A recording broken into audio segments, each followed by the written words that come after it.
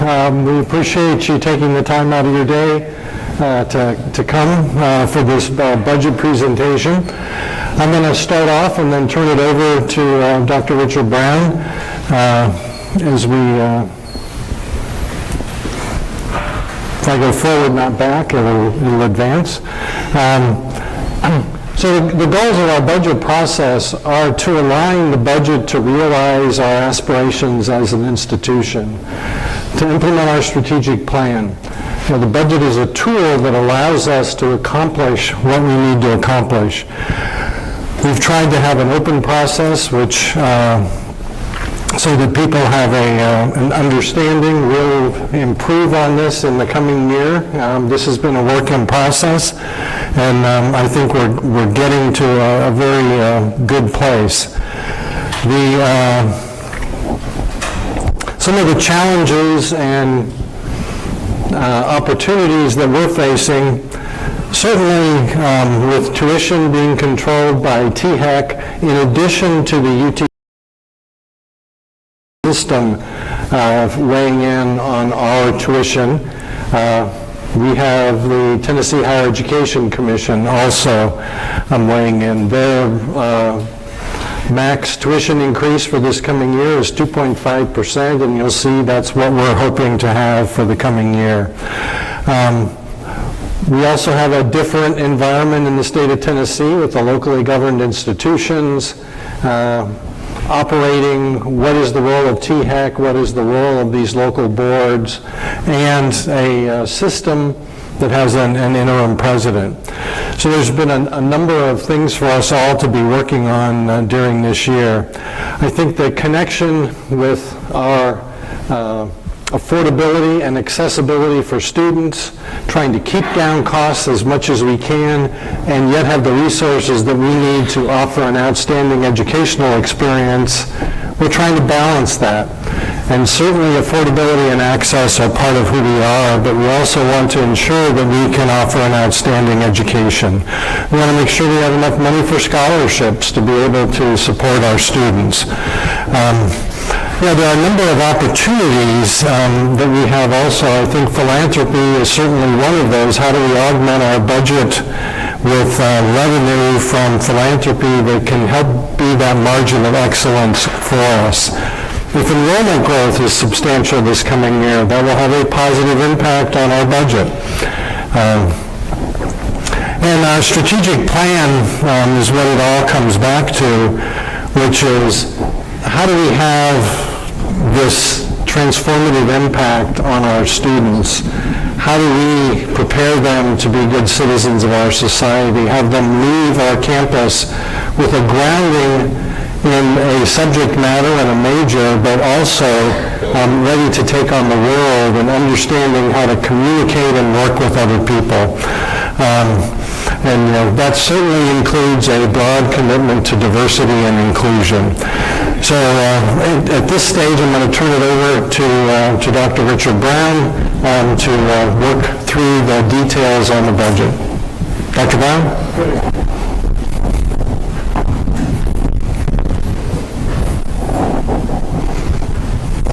Well, thank you. And thanks for being here today. And let me start with some preliminaries by saying that town hall meetings are interactive meetings. This is a process for you, if you have questions, to ask those questions of us relative to the numbers we present, the information that we give you today. So you will see dispersed throughout the room. Have a question about something, raise your hand. I'll acknowledge it, and someone will get you a mic so you can ask that question. I also want you to know, too, that everything we present today will be posted on our website, so you don't have to take copious notes. If you don't want to, we're going to present all of this and post it all on our website today, as well as this is being recorded and live streamed also, so I want to thank you for that. Let's talk a little bit about the budget timeline where we are today. We're here at April 29th. This is the Chancellor's Town Hall meeting to share our budget process to date. On May the 12th, we will present this budget to the UT system. The President will be in contact with the Chancellor and the CFO of the system. Our executive leadership team will present our entire operating budget to the UT system. We'll move into May the 14th, where this budget is presented to the UTC Advisory Board, our local advisory board, who will make some budget recommendations to the UT board on behalf of the chancellor here about the budget. And then finally, June the 21st, 2019, when the UT Board of Trustees meets in Knoxville, they will approve all budgets for all University of Tennessee campuses. Any questions about the timeline? Let me do some thank yous up front. I want to pause and thank some people here today, in particular Tyler Forrest and Chris Sherbison and Allison. Is she here? There she is. Would you guys stand? This is a key budget staff and planning staff. Let's give them a round of applause. Allison Evans. I'd be remiss if I didn't say this doesn't happen without their input, their strong work. We're in the fourth quarter of this year's budget, and I want to encourage all of you to make sure that you keep your current budgets balanced. If you give me negative numbers on this year's budget, it will affect what I present to you today. So I want to encourage you, you have 2 months left. If you have issues, make sure you contact the budget office. We'd like to end the year in the black, close in the fiscal black, with no major budget surprises, if at all possible. I do also want to pause and thank Provost George Hine, who co-chaired this budget and planning committee with me. This is Provost Hine's last budget for UTC. If you will stand and let us give you a round of applause. Just want to thank you for your leadership and all that you have done for us. Let's move forward now and take a look at proposed revenue. I always like to say there are very limited ways that you can get revenue into a university budget. Generally, it comes by tuition and fees, state appropriations, auxiliary enterprises, grants and contracts, and really enrollment growth. It's a big deal in terms of how we get new revenue into the budget. So I want to talk a little bit about the proposed 2020 budget. You're going to see a total recommendation of $203,891,000 into this budget coming forward. The majority of this funding, the revenue, will come from tuition and fees. 58% of the revenue that we spend, $118.4 million, will come from tuition and fee support. State appropriations will come in just short of $60 million, $59,311,000 at 29%. Now, we bemoan a lot about state appropriations, and we certainly would like more of that. But when we look around the South, especially the SREB, you're going to find that Tennessee is doing a lot better than a lot of our southern partners in terms of state appropriation support. So yes, we will continue to whine a little and ask for more, but we are very, very pleased that the governor fully funded the funding formula, as did Governor Haslam for the past 3 administrations. Bear in mind that the revenues from state appropriation for higher education, every dollar they give is a discretionary dollar. There's no statutory authority out there that says they must fund higher education. So it's a real value proposition for us, which means they think pretty highly of public higher education in this state. So I'm very, very pleased with $59 million. Auxiliary enterprises are very healthy. We'll talk a little bit more about that. We'll bring in another $20.6 million, or 10% of this budget, and then rounding out with sales and services, grants and contracts, and other sources. When you look at the proposed expense, how will we spend these funds? What has been recommended by your budget committee, by the chancellor, the leadership team? How will we spend this $203.8 million? Well, of course, the academic enterprise should be central to the budget here. At the end of the day, it is about instruction. That's what we do every day here as a university. It's about the quality of instruction and teaching and research and service. So instruction will drive a bulk of this appropriation at 39% on instruction. Another 8% you will see in academic support at $17.5 million. Student support services will round out 13% of this recommended expense budget at $27.4 million. I always tell Yancey Freeman, Dr. Freeman, don't start salivating. You've got athletics in that number too, in that taxonomy there. So that's not all your money, Yancey. All right, and Mark Wharton, I thought I saw Mark come in. Okay, Mark, you still have a budget, all right?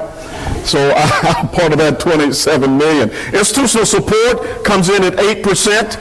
$17 million will be spent there. Scholarships, in order to remain competitive in scholarships, $13.8 million or 7% of this budget.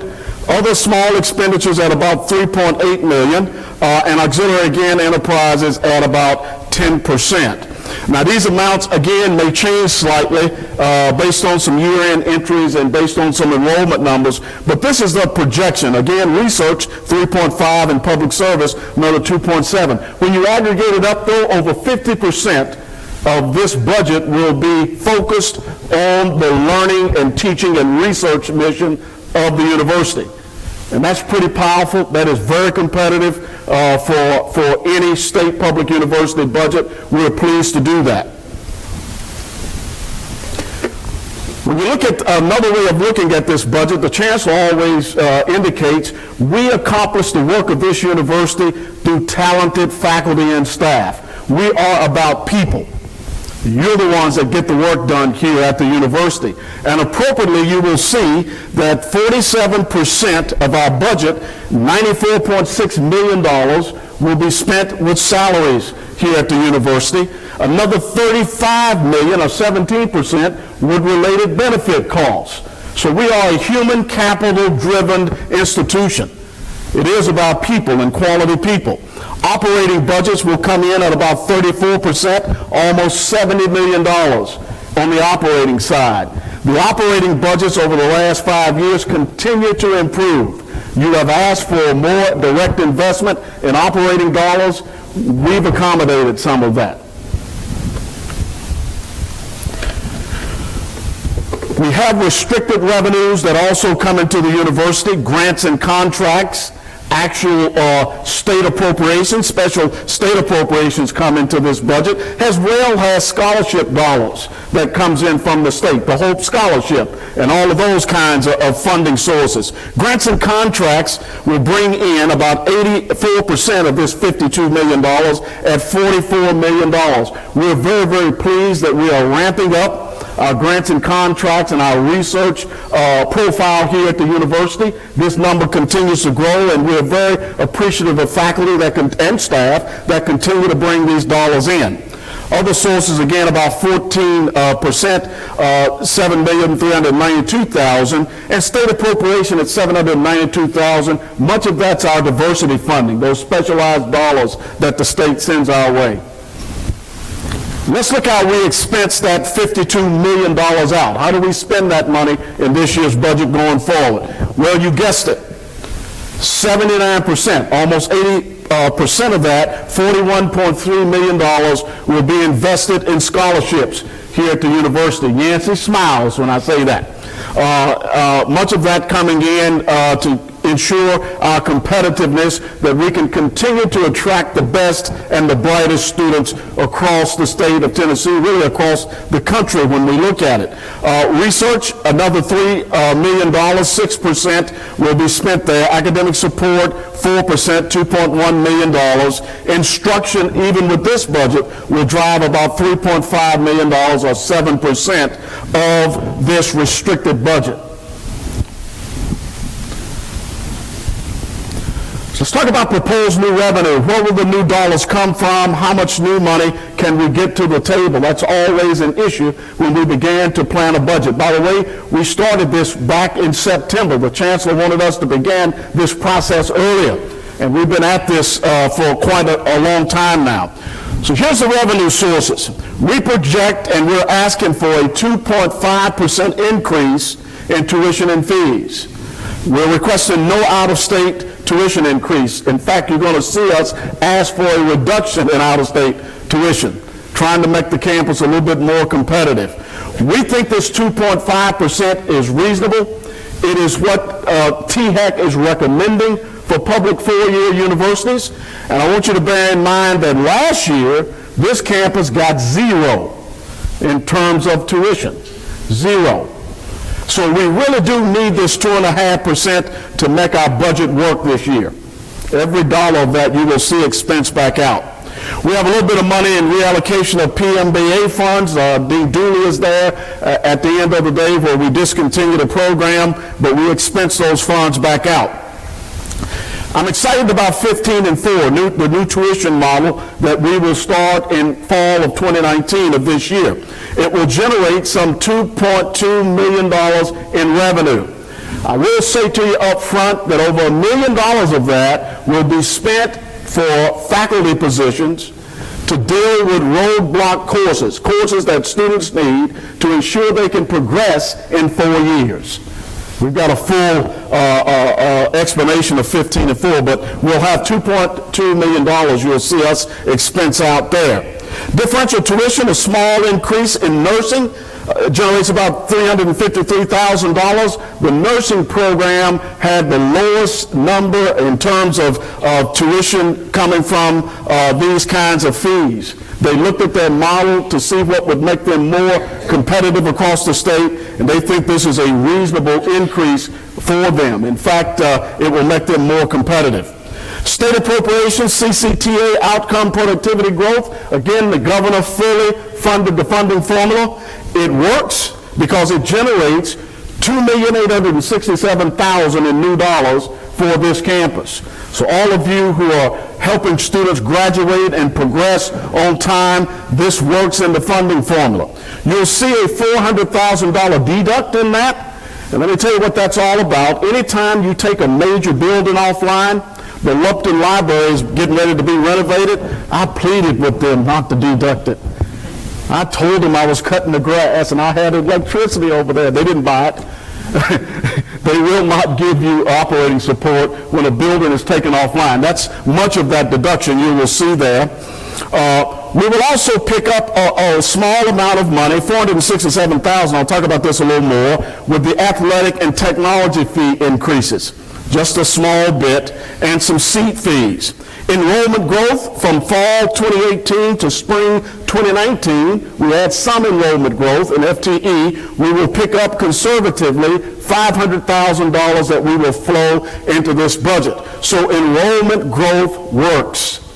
If we can grow enrollment, it actually works towards the bottom line.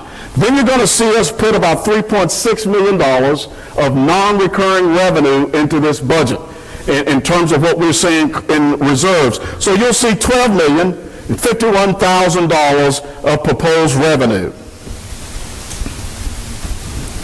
We'll take a look now at fee changes, some of the changes that you will see in our fee structure here as we move forward. You'll see generally a 2% increase in housing, in residential housing across the board. North and the South campus housing generates about $371,000. They will be spending those funds on upgrades within those housing facilities. Meal plans at 2.5% generates about $27,000. This is an increase that is by contract that we're required to do under the current contract. The athletic fee, you will see, will go up about $34. Right now, it's at $480. The proposed new fee is $514. It generates about $343,000. The AD has made a great business case for these funds to help with athletic travel and operating. He's also talking about helping the university band with those funds. We're going to have some continuing conversations about that, and I'm excited really about that. The technology fee, it currently sits at $250. We're recommending just a $10 increase in that. That's an inflationary increase. I see Dean Litka out there now to help with that, to deal with all the servers and software increases that is required. Generates about $123,000. Nursing differential is currently at $57. It will go to $100, a change of $43 or 75%. It generates about $250,000, but you're dealing with an academic department that is really intensive, right, in equipment and research. really intensive. We think this will help offset some of that. And they've been operating, they've been barely making it with this. Knoxville is still much higher than that. This puts them in line with other nursing programs throughout the state of Tennessee. Of course, we have a small amount of lab and course fees that generate about $17,000. A little bit, 2.5% increase in parking decals generates about $23,500 for maintenance of the parking lots. And physicians a seat fee, a new one at $500, generates about $1,500. Any question about these proposed changes in the fees? Everybody's real quiet. I told Chris that for those who did not sit on the front row, you missed the handout of new $100 bills. Too late, all right? He's already put the money up. I saw him when he put it back.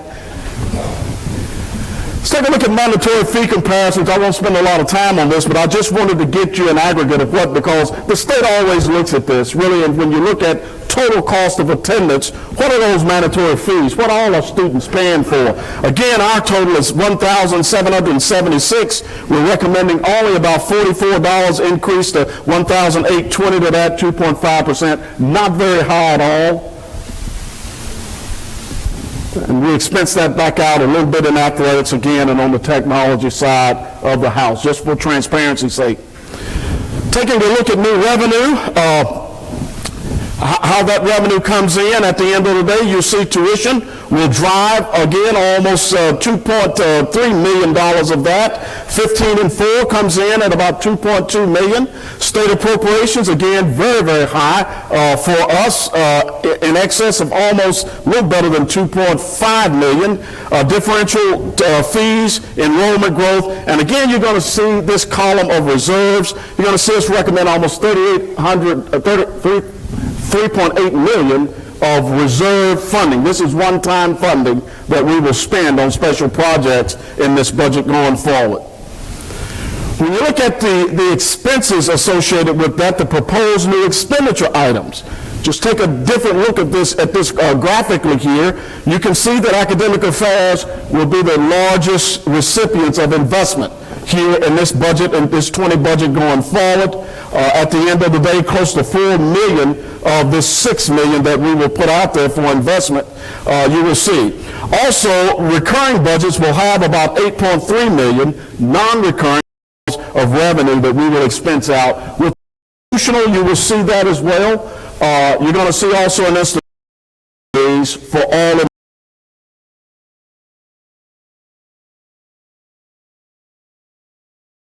we're expensing them out. Okay, everybody stay with me there. Well, every time you get into this process, I've been doing this for several years, presented to us over the last 4 months, we wish we had recurring revenue to fulfill every request. The deans of the colleges did a remarkable job in terms of setting priorities. Asking for things that they need in a longitudinal way, not a 1 year, but in a 3-year planning cycle. So we wish we had $13.5 million of recurring revenue. We would have funded it all. We did not. So we've been in the process over the last 2.5 months of asking all major divisions to sharpen their pencils, go back and make some strategic cuts, and come back to the Budget and Planning Committee with a budget that we can really fund. So I want you to see the original request at $13.5 million. We had reductions in this middle column of $7.3 million. This is a lot of work. It represents a lot of work across the colleges, across the major administrative divisions. And our current request that we're funding going forward, $6,193,000. Which is still a good amount of investment here. Any question about that? Okay, everybody's still awake. Wave your hand, let me see. All right, everybody's alive. Let's talk about the highlights. I want to deep dive a little bit into these budget allocations in terms of what we're actually funding, so you'll get an idea of what's being funded. The Chancellor proposed zero. He asked for absolutely no increase. I tried to push that off on everyone else. They didn't buy it. So you won't see that out of the other divisions, but we appreciate the Chancellor for his leadership and all. But he asked for no increases at all. going forward in 20.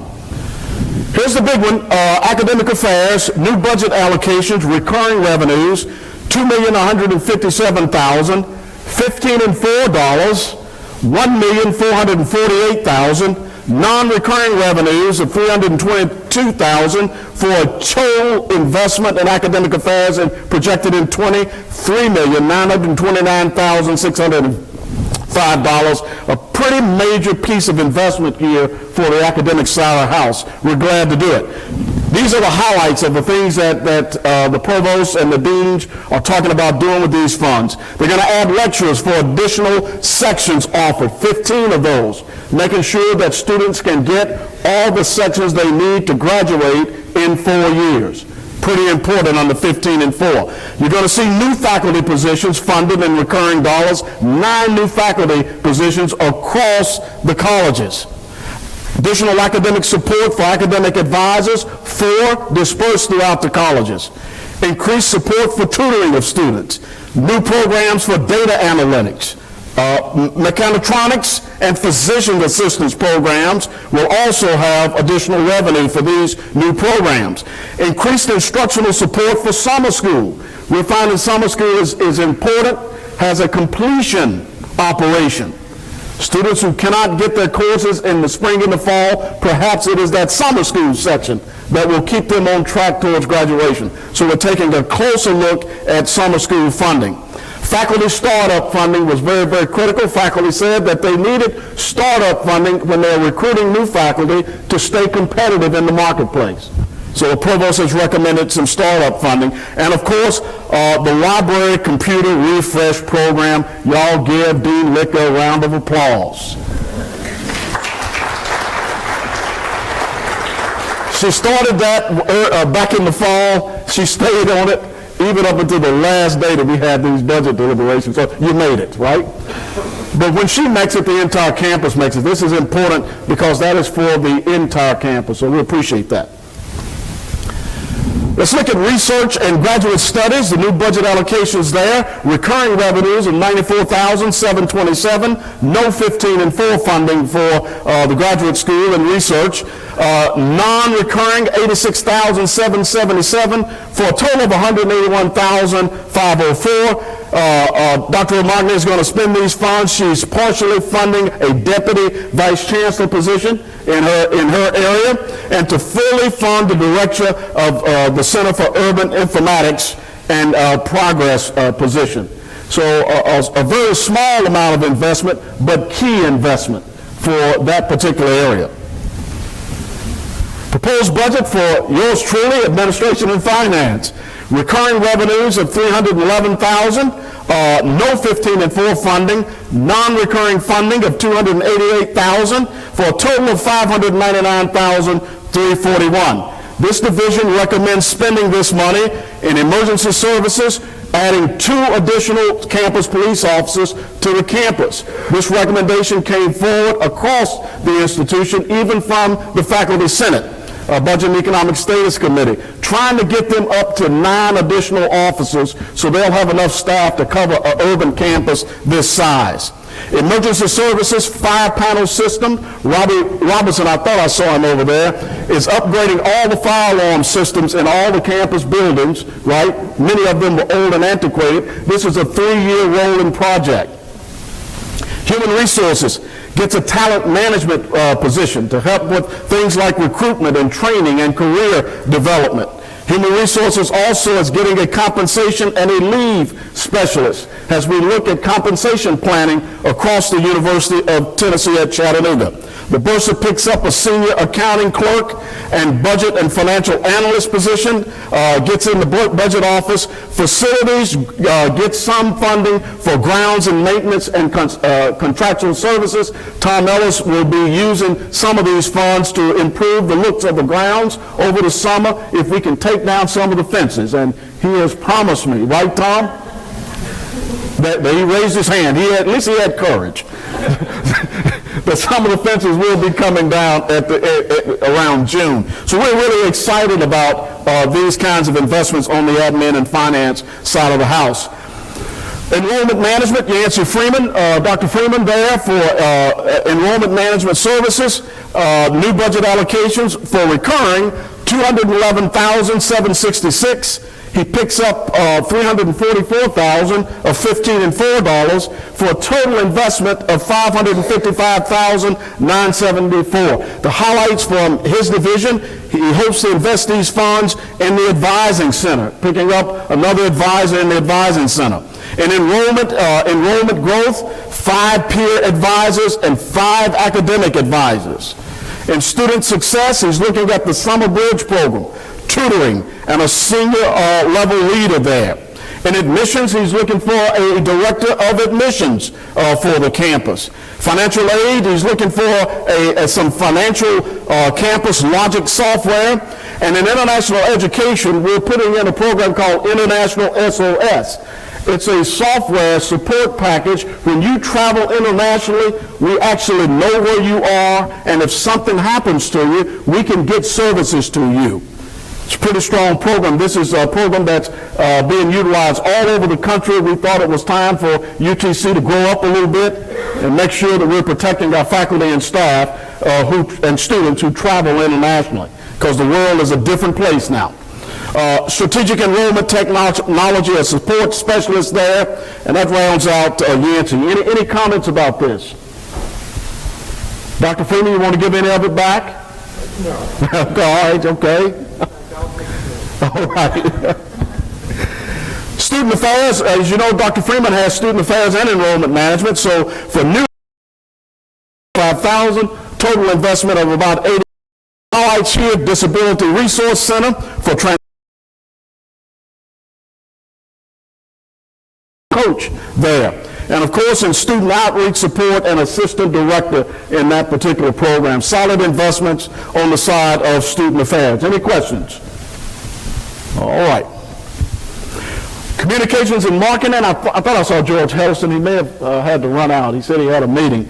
But again, new budget allocations for communications and marketing, recurring $43,000. Total of $43,500. The highlights, fully fund the current staff writer, of which we all use, and a web programmer position. If you've noticed the website at the university, it improves every day. I'm excited about going to the website now. You can navigate it now. It's easily clicked on, so George is doing a really good job in this area, he and his staff. Information technology. Proposed budget allocations there. Recurring, $275,730. Non-recurring, $360,000 for a total investment of $635,730. Highlights from this, and Dean Litka moved forward several of these recommendations. A network systems engineer position. I'm told we are 1 deep in that position. So if that person gets hit by a bus, we're in trouble. So we're trying to fix that. A banner system analyst position. Data center storage and backup, client services, learning space refresh, and a data center infrastructure refresh. All of that has to be upgraded to make sure our IT is very viable. Any questions about IT? Great. Institutional budget is a big one here. Let's talk a little bit about this. This is a budget for across the institution. Recurring, $2,123,651. $15 and $4, a little bit of a negative there. Non-recurring dollars, $2.1 million for a total investment of $4.1 million. The biggest piece of this budget is the 2% compensation pool. We are fully funding the recommendation for a 2% salary increase for all employees on our campus. You can clap for that, because that's a big one.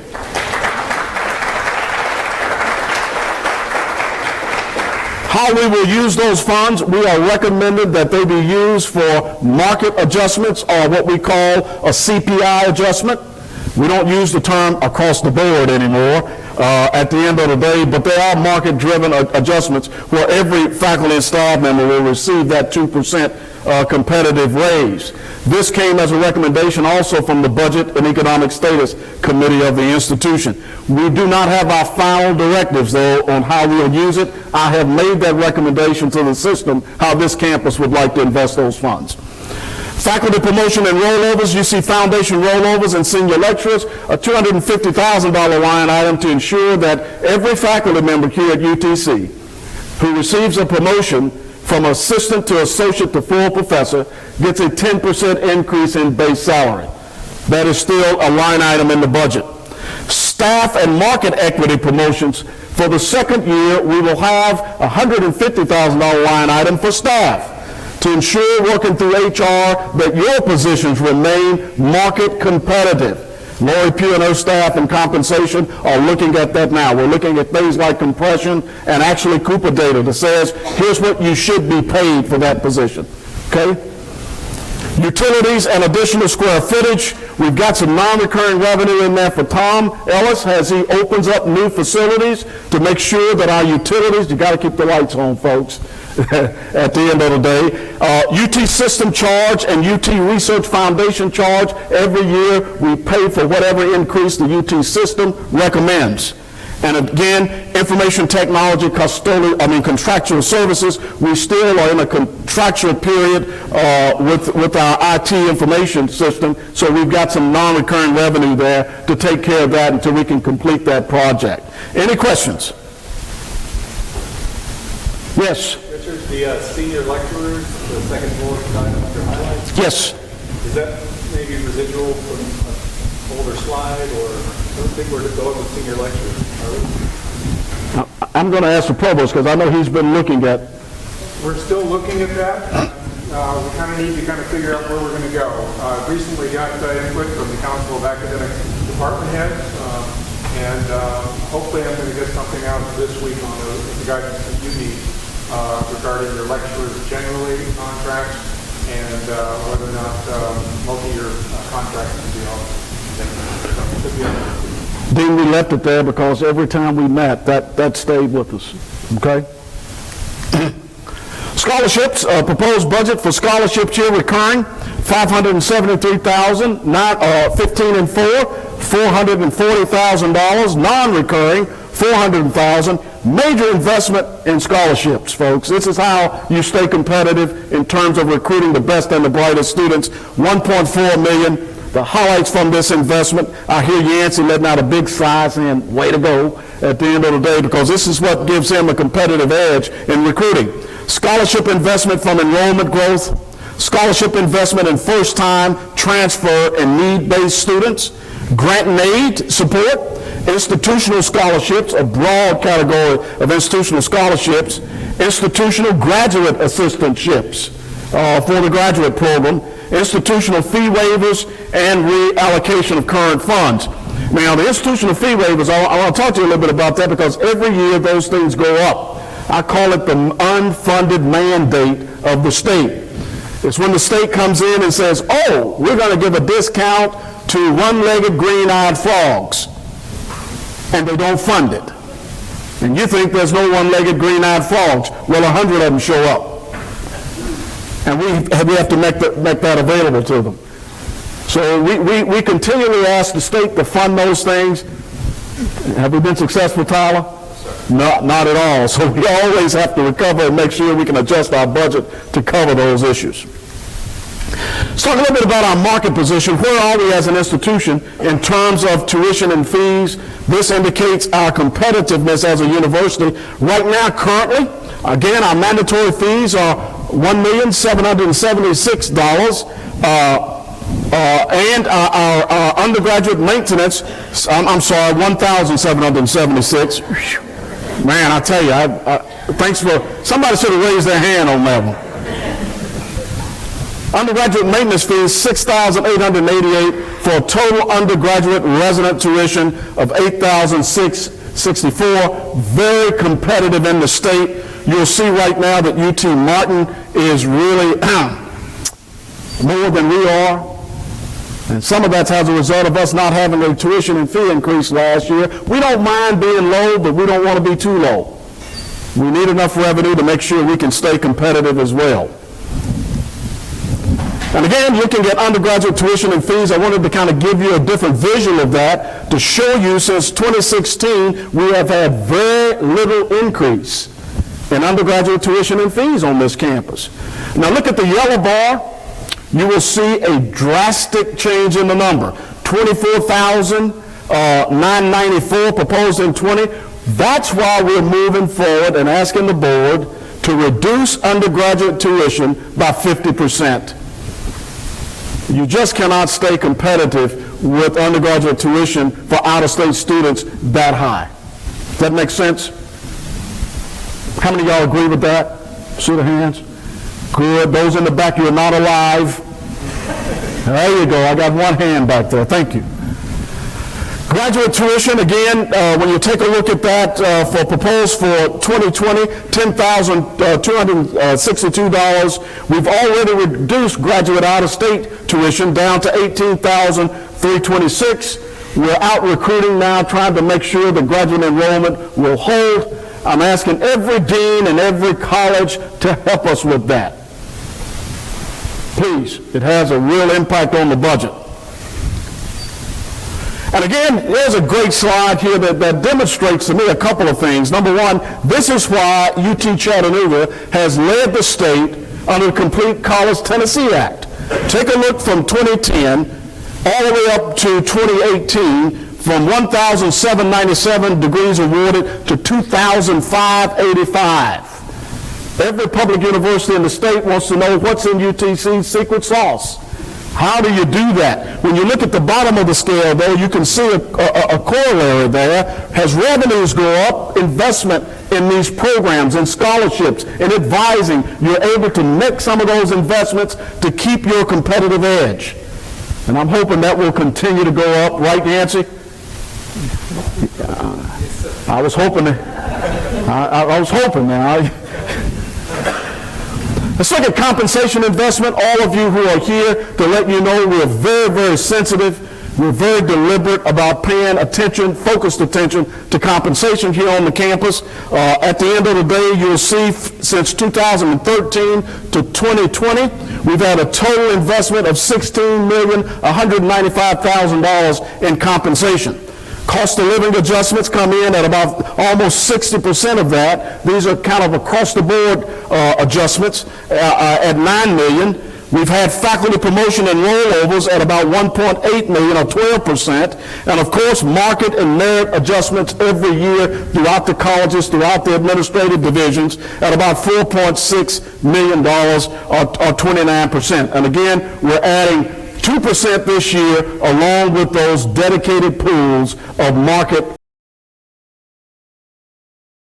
Stay vigilant and make sure that we stay competitive. E&G fund balance is an indicator of financial health for the campus.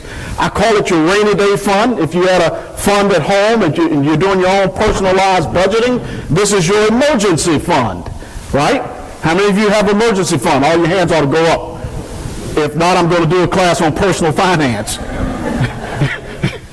Talk about emergency fund. This is our emergency fund. I always tell Tyler, when I first started in this role, it was a little short of about $600,000. I did not want this job. We were not healthy at all. As you can see, over the years, we paid deliberate attention to it. $7 million in that emergency fund. I'm very proud of that. This represents about expenditures. These are for emergencies. If the governor says, hey, look, there's going to be an impoundment of $2 million, well, we've got some revenue to deal with that. Does that make sense? THEC requires a certain level of that. Auxiliary fund balances, what are they doing for the bottom line? Tyler Forrest is a great guy who leads these operations. He and Michelle Prince and others lead those kinds of programs. Everything from bookstore to Aramark to parking services, all of that. You can see a healthy fund balance there of about $800,000. These programs are contributing back to the bottom line, and we also infuse this revenue back into the non-recurring budgets, right? They don't make a lot of money, but they're not costing the institution money. That's the key. And of course, when we look, another indicator of financial health, bonds and notes payable, are we leveraged as an institution? Is there enough recurring revenue to pay for all the bonded projects we have here at UTC? The answer affirmatively is yes. We've been really good stewards there. You're going to see another $28 million added to this for the new student housing, but there's a revenue stream for every capital project we have funded on this campus. Not many institutions can say that, so we're financially in really good shape there. And of course, this is one where Tom Ellis will begin to groan. If you're close to him over there, you can probably feel his pain, right? From 2014 to 2018, we've gained almost 1 million of new square feet of space when we picked up the MAP building and the state office building. Huge amounts of aggregate square footage.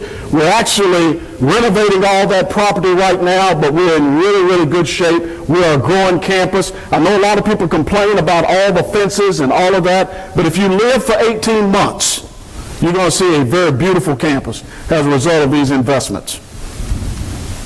And again, another indicator of budget health is occupancy rates in our residence hall. Nancy Freeman assures me, where's a beer? I saw her comments on the other hand is that we are 103% above occupancy levels. I like that. I'd like it to be 130, right? But every residence hall that we have right now is projected to be full, which means that it meets the budget performance, right, and they generate cash flow. Capital projects, I won't go through the list. This will be posted for you. This is why you see so many fences up. $115.7 million of active ongoing capital improvement projects on this campus. When you see a campus growing and improvement like this, it is physically healthy. A lot of that has a result of the deans going out and raising funds. I see Dean Dooley there. We've got about a $10 million project working up in his college as well.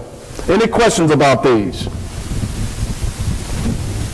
And one of the things that I'll try to finish with here is I call it our secret sauce as a campus. Not many, and is Brian Rowland here? I thought I saw, there he is, back there, Dr. Rowland. Not many public universities have a UC foundation, much less with an endowment of $141 million, which is a major, major factor in terms of academic excellence for this campus. Take a look at the profile of this foundation as of February 2019. $48 million in unrestricted support, scholarships another $31 million, $44 million in academic support, professorships $15 million, and faculty development at almost $1 million, $144 million. They even have $10 million of what I call liquidity funding that they can move in and out at opportune times. But here's the real slide, what they do back to this campus from their spending plan. Not many public universities can say there's a foundation that gives us $5 million annually of investment. Now, granted, $1.9 million of that is unrestricted, where the chancellor and a team from the foundation really sits down and say, what would we like to fund? What new project would we like to stand up here on the campus? Not many chancellors get that opportunity. Scholarships at another $1 million. Academic programs, $1.3 million. Professorships, $527,000 of professorships, and even faculty development funds at almost $28,000. So let's give the foundation a round of applause. We don't thank them enough. You heard the chancellor say early on that philanthropy will be a huge part of budgets going forward. We are grateful for what we have stood up in our UC Foundation. Folks, I'm done.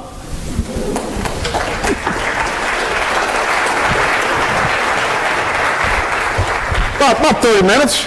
We'll take questions. Not everyone at once. I'll take way to go too, if that's the case. I will.